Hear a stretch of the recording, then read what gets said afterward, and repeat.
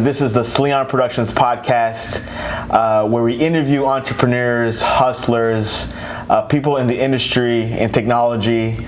And today, I have a guest that I met a couple months ago through another client, which tends to happen a lot. Megie Nunez. She works with the Realty office at the Pembroke Pines of Keyes. And yeah, we really hit it off, and I worked with her in videos. And Megie, welcome to the show. Hi, thank you for having me. I appreciate it. I was born in Colombia. I came here when I was only 11 years old. That was very tough. You know, I was in New York, not knowing English, being the only Latin person. It was tough, but I appreciate all of that. It's made me stronger, right? All those experiences. I'm currently married, happily married, 6 years anniversary not too long ago. Congratulations. Thank you. We have a 5-year-old. I've been with Keyes. It's gonna be now going into 5 years, and it's been quite a ride. It has. And when I first met you a couple months ago, you were talking to me a little bit about your experience with sales, and that has kind of helped you out for today. Can you tell us a little bit about your hustle history? Well, we're going to talk about hustle. I've done that more than just quite a bit. I mean, and I think I mentioned this to you before. You've named it, I've sold it, as long as it's legal. I mean, yeah. I mean, I used to sell pillowcases on call centers. I used to sell direct TV. I used to sell the rainbows, you know, those vacuum cleaners. They're like $2,500. You know, I used to knock on people's doors. Let me do a presentation, and here I am selling you these vacuum cleaners. So, I mean, I've sold donuts. I used to, I remember one time with my sister, for a 4th of July back in New York, we're like, how do we make some money? And we rented an ice cream truck, and that one evening we made like $800. I mean, back then I was like 14 years old. That to me was like, whoa. $800 was a big amount, huge amount of money back then. Yeah. But I mean, I love sales. It's not really sales. I just love interacting with people and talking to people, and just, you know, you have a need, I want to help you. I was listening to a pizza owner podcast recently, and he was saying that he's into like the people business. You know, he sells pizza and everything, but he loves interacting with people and being a people person. How much do you have to be a people person in the sales business? A lot. I mean, if you're not the type of person that you can walk into a room and start talking to people that you've never seen in your life, if you don't feel comfortable doing that, you may not be good at sales, or you just have to use a different approach, right? I'm not gonna say that just because you're not very open, that doesn't mean that you cannot be good at sales. But in my personal opinion, I think that what has helped me a lot is that I can, you know, I keep it very, very real. You know, hey, what's going on? Like, you know, I just start a conversation with anybody at the light. We're at the line. You know, we're waiting. Yeah. I mean, me too. When I, go to Publix, or when I'm, buying something at Dunkin' Donuts or Starbucks, I have conversation with the barista, with the person that's selling the product, and it's being conversational. And to be honest, maybe down the road they can give you a discount or things like that, or it prompts you to buy stuff from them more because they're so amazing. How did you get into real estate? Well, it didn't happen just overnight. I mean, sometimes people ask me, "Oh my gosh, how is it that you can do so good? You're getting these listings, you have these closings." It's been a long process. I mean, like the first time when it hit me, like, I would like to be a realtor, it was when we were back in New York. My mom was buying a home, and I saw the realtor doing the walkthrough, and she made a huge positive impression. And that was like the first time. And then during the whole process, once I was in college, I worked in the relocation department, helping students find a place to, a room to rent, and and little by little, it started. I want to do this. I can. Wow, so this happened before you moved to Florida? Yeah. I didn't know that part. Okay, keep going. Yeah. I was about to be 12 years old when I told my mom, and she thought it was kind of cute. But back then, your mom kind of made you work, or was it you, or like what was the whole thing that made you want to hustle early on in your teenage? It was me. It was me. I remember one time I came to my mom and I said, "Listen, I signed up for these part-time job." She's like, "What do you mean? But you're 12. What are you going to be doing?" Oh, it turns out there are a lot of kids in hospitals and they have nothing to do, and we can collect funds to buy games for them. So I'm going to be knocking on people's doors, asking for donations, and I'm going to be selling. I used to sell like magazines and little things like that, and and I used to. I was 12 and I was knocking on people's doors and just talking to adults, kids, and just like, "Hey, I got candy. Do you want to buy it? Like, it's for this. It's for a good cause." So, and it's not just a matter of selling a product, but also doing it with a purpose. I think that says a lot about who you are, and I think that that's just who that's how I like to do business. Yeah. Wow. So as of recent, how did you get involved with Keyes and the real estate here in Florida? Okay, so almost 5 years ago, my husband sat with me and he pretty much just confronted me like, "All right, you keep saying you want to be a realtor, but you don't make that move." And I think it was extremely hard for me because I don't think I've ever been that afraid until that day when he said, "Quit your job and just do it." I'm like, "No, let me do it part-time." And he's like, "No, you quit the job of yours and you do it and you give it all you have." And I did that, and it's been challenging, of course, absolutely, but then I began from there. I got my license and interviewed different brokers, and when I met with the current manager from the Pembroke Pines office at Keyes, the connection was there. I feel like the company that I'm with, they're very family oriented, and I can relate to that, and that's why I chose them. Yeah, it's interesting that you were talking about your husband challenging. That's an awesome husband. Like, of course he did it out of love. Yeah. But was that very like, you knew that he was going to do that, like have that talk with you, or was it surprising? It was surprising. Because the fact that he's also self-employed, we had just a newborn, and for him to just kind of say, "Quit your job," not kind of say it, he said it straightforward, "Quit your job and just do it on your own, become a realtor and just be awesome at it." I was like, wait, but like, we have a income that I know I can count with on a monthly basis, but the way I see it, and he made me realize that that's like a false safety nest, because right, don't you agree? I mean, you're also self-employed, and we have this conversation, which you've never worked for anybody in your life. I only worked for Publix for 3 months. Exactly. And then other than that, you've always been on your own, and you rock at what you do. So I like to relate with entrepreneurs, and it wasn't easy because I felt like, oh my gosh, what if I don't make it? So yeah. That's incredible. What do you know about real estate now that you did not know before? Well, it's a lot more work than what I thought. You could not have done it part-time? No. There's no such a thing as doing it part-time. it's a lot more work. I never imagined, even though I used to be a housing counselor for first-time buyers. I used to, work for a company in Miami that, I did the whole short sales, loan modifications, all of that, and the experience that I gained working for them, it was amazing. But it was nothing, I was still working 9 to 5. Monday through Friday. Now that I'm on my own, it's a whole different animal.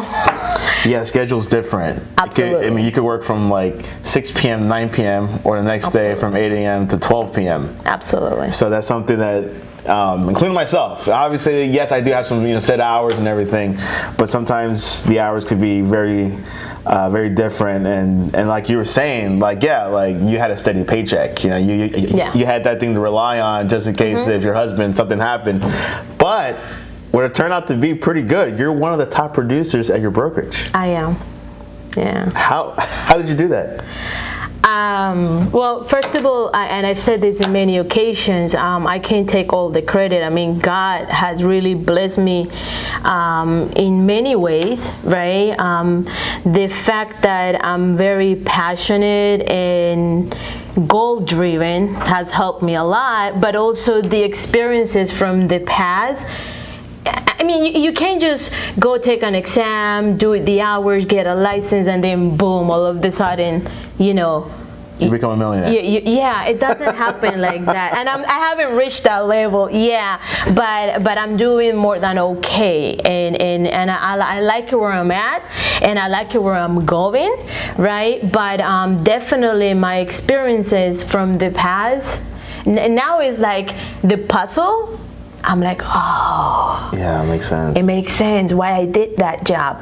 Oh, okay, now I'm putting all those experiences all together, and I'm applying all of that here. My experience in sales, my experiences where I work with a salary, but it was very low, and my main income, it was coming from my commission. So that made me more like I really have to hustle if I want to be able to make it at the end of the month. So now it's like I don't have that set monthly income, so it's all hustle. Yeah, it is. And like I said, there's one month where you make more money than the others, but that 1 month could carry you on for a couple months, down the year. Yeah. I've actually asked you this before, but can any salesperson become a realtor? I don't think so. Why? When you're doing real estate, I've come to the conclusion, and I had that feeling, but now that I'm very involved in it, I can definitely say, and I came to the conclusion that, real estate becomes extremely emotional. You're dealing with people that, they're not just selling a car. They're not selling a pair of shoes, a purse. We're talking about memories, We're talking about, oh, wow, I remember, look at this wall. I remember in a property in Weston, the seller was just telling me, oh my gosh, in this bathroom, you can see like the little lines where she measured her kids. Oh. She's like, I wish I could just take this wall with me. So what I did, I just took a picture of it and gave it to her. So there are things that real estate is extremely emotional. Sometimes people are going through a divorce. So that sale may not be a happy one, It's tough, Have you seen that? Yeah, I have. That's tough. And I'm between the husband, the wife, now there's the kids, and I have, I work with sellers that, that was their first home, 35 something years in there, and now their kids are grown. They need to, downsize, less money coming in. So it's like sweet and sour. So, you have all different type of closings, but again, it's very emotional. So not every salesperson, I believe, they can be great as a realtor. We brought this up about a couple months ago. You were saying that I think was very smart. You have experience buying property. You own property. You are a landlord. Yes. And I think having that experience going to being a realtor makes a big difference. Absolutely. Tell us. mean, to me, it will be very awkward, and I don't know if you agree with me. Will you hire me when I'm not even a homeowner? That's a good point. Right? That's a very good point. If you're an investor and you don't even, you cannot even relate to an investor as, all right, you're going to be a landlord, right? You have no idea in terms of how do HOA works, right? You've been there, done that. I actually bought my first property when I was about to turn 23. I bought a condo in North Miami, and I didn't tell anybody in my family. No way. Yeah. And the realtor that helped me, she's still my friend, and she also pushed me very hard to become an agent. She's also someone that from day one, she's like, Megie, you will be so good at this. But she's right. She was right. Yeah. And when I bought that property, everybody in my family was like, whoa, You made it big. Yeah, exactly. You don't when you're 22, maybe you're not thinking about. No, I mean, not at all, because we're almost like the same age. And back 22, 23, you're going to college, you're starting to work. I mean, and plus, you even said at 12 years old, you were starting, to hustle. 12 years old, people are playing with their toys. Yeah. It's amazing. I mean, these are a few rare stories, guys, where you meet people that hustle early, but also, have success, and who knows what's going to happen next, right? Yeah. If a person had to become a realtor today, if he's starting to take those courses, what would you tell him or her? I will tell him or her to make sure you find someone that you can pretty much shadow along, right? I'm actually one of the field trainers in my office. So basically, let's say you become an agent, right? And you can pick me as your field trainer. And what is that? That means I can go along with you and give you guidance and help you, because it's extremely hard. I mean, it's a jungle out there. I wake up every day when I'm getting ready. I was like, all right, let's do this. Let's go for it. I was going to ask you about that. I know here in South Florida is really well known that realtors are well saturated, and you're like one of the top producers. How do you, if a new person comes in, how do you want to, how do you tackle that? How do you put that mindset? How do you tackle dealing with so much competition? Is it something that it's able to overcome? That's a good question, and I've gotten that even from friends of mine. They're like, oh my gosh, but there's so many realtors. Like I turn around, I see the bench, I see the bus sign, I see this, I see all of that. But here's the thing: there's so many clients out there. There's millions. Enough for all of us.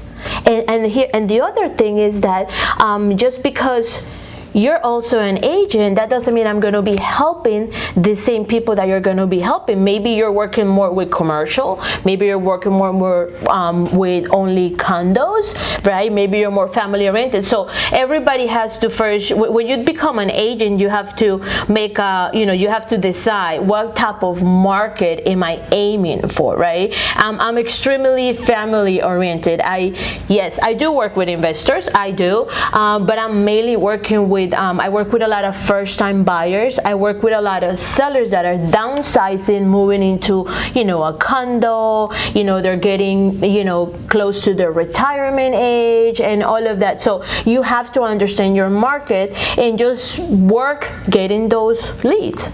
I agree. I had one friend that started doing real estate investing last year. He's about 18 years old, and he's doing great now. There's room for competition. Don't be afraid. Obviously, you gotta have the right mindset. You gotta ready to tackle it, and just able to maneuver in. There's one other guy that I know, another realtor, doing well. Making a couple of closings per month.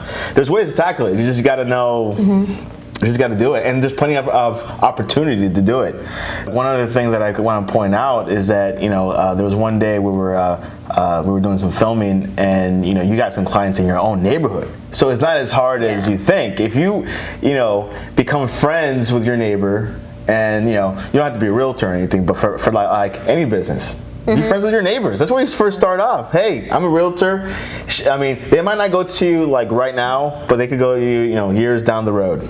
Or maybe months down the road. Well, when you begin your business as in the real estate business, when you become a realtor, most likely, and I've said this to newer agents in my office, right? I tell them, most likely those first closings, they will be someone that you already have a relationship with.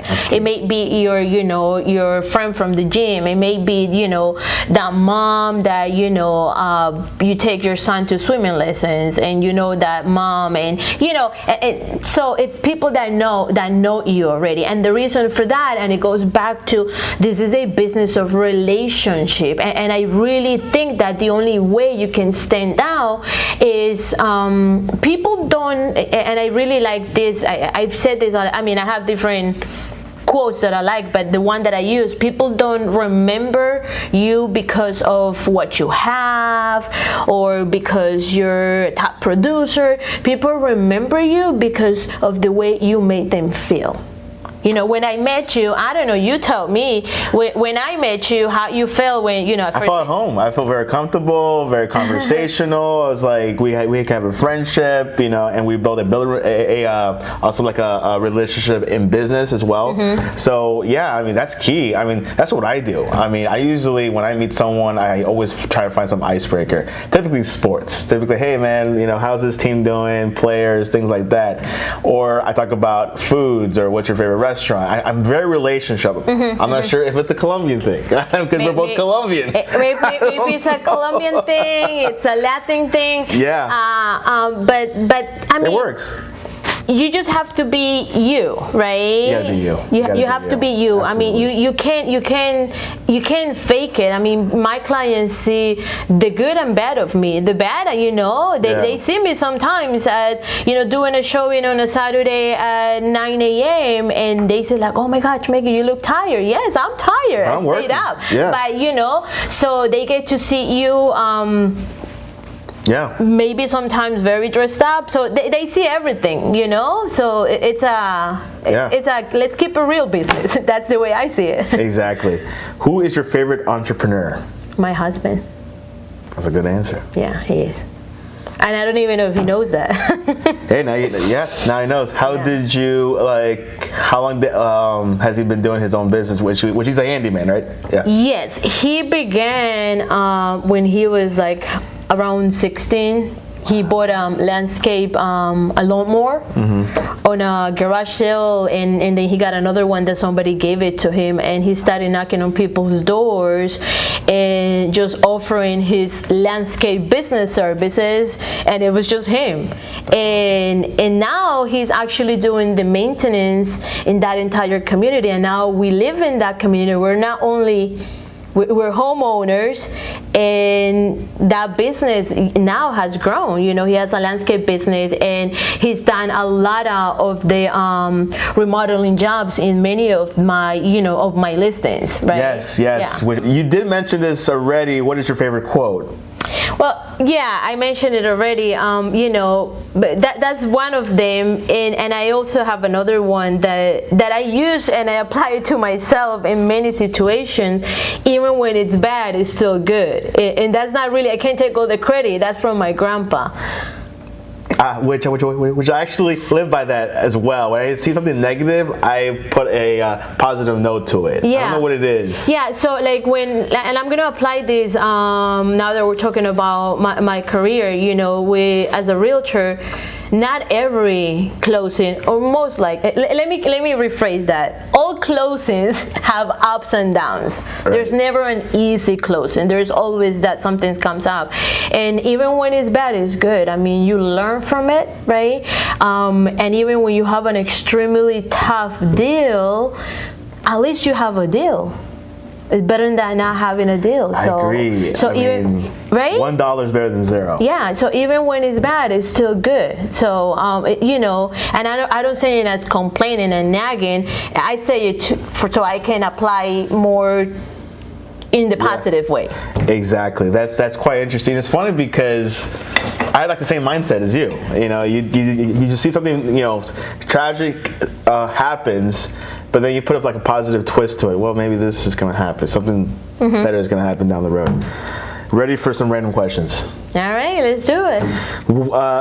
This is a perfect girl question, I think. I think guys, I don't know, they don't answer it well. What behavior makes you think a person is creepy? Oh, wow. What behavior? When you're stalking someone, like too many phone calls, too many messages, that gets a little awkward, right? That is a good answer. Yeah. That's typically one of the top women answers. That or being stalked. Yeah. That gets a little, ooh, what just happened there? That's a good answer. Good thing you said that. You know, we all have a, like a personal space. Yeah. Little firewall, I call it. It's like, exactly. And it's like, you don't have to say it, but sometimes when you have someone always texting you or like bombarding your phone, that's just not comfortable. Happens to me a lot too. Are you scared of flying? Yes. Wow. I am. Wow, I was not expecting that. Me either. I just saw the question. I am. And I always try to play it like I'm not, but I am. But you still do it. You still get on the plane. Of course, yeah. I still get on the plane. I don't really sleep when I'm on planes. I remember once in traveling Colombia with my dad, and there was a lot of turbulence, and I started screaming super loud. I was probably like 9 years old. No, not even. I was like going into 11. That was right before our going away trip in Colombia, before coming here to United States. And the plane was going down and a lot of turbulence, and I started screaming like, we're gonna die! Of all the flights I've been on, typically when I go over Colombia, it's like the mountains pull it down, I think, is what I heard. Besides that, I mean, I haven't had issues. Yeah. Well, when there's like one time there was like a big thunderstorm, typically. Yeah, that day we had a but it never goes down. But no. A plane never goes down for a thunderstorm or like some gravity pull. It doesn't. It's always for something. Yeah, typically it's some type of other thing that happens. Yeah. Anyways, I don't go down. Let's not even, yeah. What would you tell your 15-year-old self? Ooh. Wow. It will get easier. Yeah. That's awesome. That's it. You just leave. Yeah. Which movie can you see again and again? I have a few of those. That's awesome. But Life is Beautiful. That's a good one. That one. That one is tough. Wow, I'll cry every time. Wow. I don't know if I can see that every day. Well, not see it. Well, the thing is that it just, again, and I don't want to ruin the movie for anybody, but if you can just keep up that attitude in front of your kids and even in front of your, in front of yourself, because you're telling yourself, yeah, it's all good, we're gonna get out of this. I mean, and if you can have that perspective on your everyday life, that's amazing. Well, Megie, we're going towards the end of the show. How can people reach you? Online, I'm on Instagram under the Megie Nunez, and on Facebook I'm also under Megie Nunez. So I mean, it's pretty easy to reach me. Even if you Google me, Megie Nunez, Realtor, I come up there. Which also, you can always reach her, if you're at that stage where if you want to think about becoming a realtor, or if you're in school, if you're in the realtor school and you're like, I'm still going back and forth, contact Megie and she'll tell you straight up, because she trains as well first-time realtors. Yeah, and I actually had a client of mine, it was a rental, and we did like a video, which I don't really like do videos, but now I'm getting more into it. You're very good at it. I'm not sure, you have a great way with the camera. It's great. That client of mine, we did an interview and she asked me tips about becoming an agent. There you go. Yeah, guys, if you have any concerns, and it could be anywhere in the country, not just in South Florida. My friend just became a realtor as well, so he says there's always those questions, those doubts, but Megie did it pretty quick, and obviously what I like about you is, like, a lot of realtors don't take rentals, but you do, because you plant those seeds. Absolutely. Because maybe, down the road that person wants to buy, hopefully. I have those actually, and we've talked about this. I do work with people who are renting. Any final words? Just find that one thing that you really love doing and stick with it. Consistency, it's easier said than done, but just stick to it. Megie, I appreciate you coming to the Sleon Productions podcast. Thank you. I had fun.